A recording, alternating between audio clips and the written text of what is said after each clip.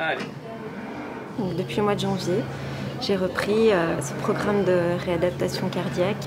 Au début, à raison de 2 fois par semaine, un programme qui était adapté pour mes problèmes de santé. Voilà, c'est bien ça. Et puis voilà, il a évolué au cours de ma progression jusqu'à début mai. Je vais mieux.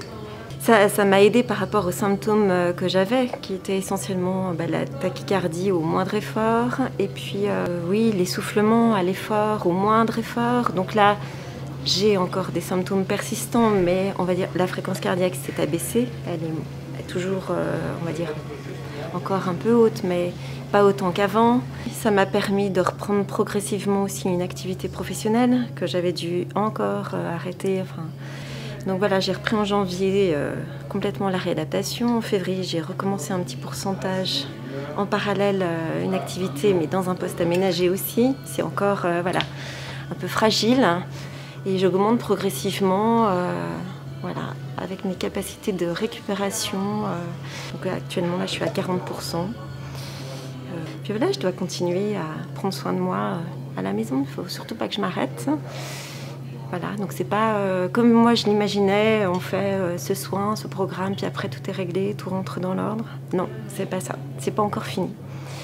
C'est vraiment à long. Enfin, c'est long. Le long Covid, c'est long.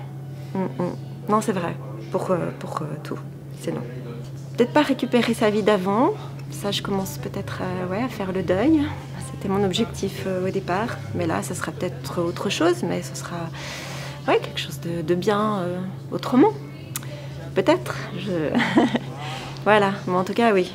Psychologiquement et moralement, ça va mieux aussi. Mais effectivement, depuis mars 2020, il y a une recrudescence clairement de gens, et surtout le profil change.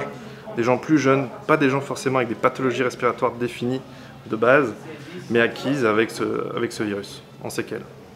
Donc des patients comme vous et moi, qui n'ont pas spécifiquement, qu'on croise dans la rue, qui n'ont pas spécifiquement un profil particulier d'insuffisance respiratoire, ils n'ont pas d'oxygène dans le nez, ils ne sont pas obèses, ils n'ont pas tellement de pathologies, mais ils ont malheureusement été touchés par ce virus qui les affecte et qui peut avoir des conséquences cardiaques ou autres qui les retardent vraiment dans leur retour à l'activité. C'est des gens qui n'ont pas forcément l'habitude d'être malades, c'est des gens qui ont un nouveau profil de maladie.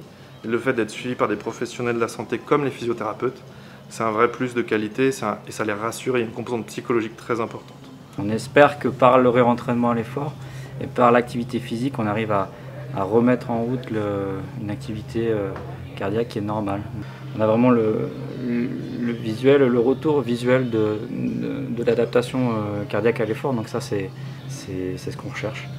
Et donc on est très, très heureux de voir ça. Et voilà, c'est vraiment bien. Ouais. Allez, j'arrête ça.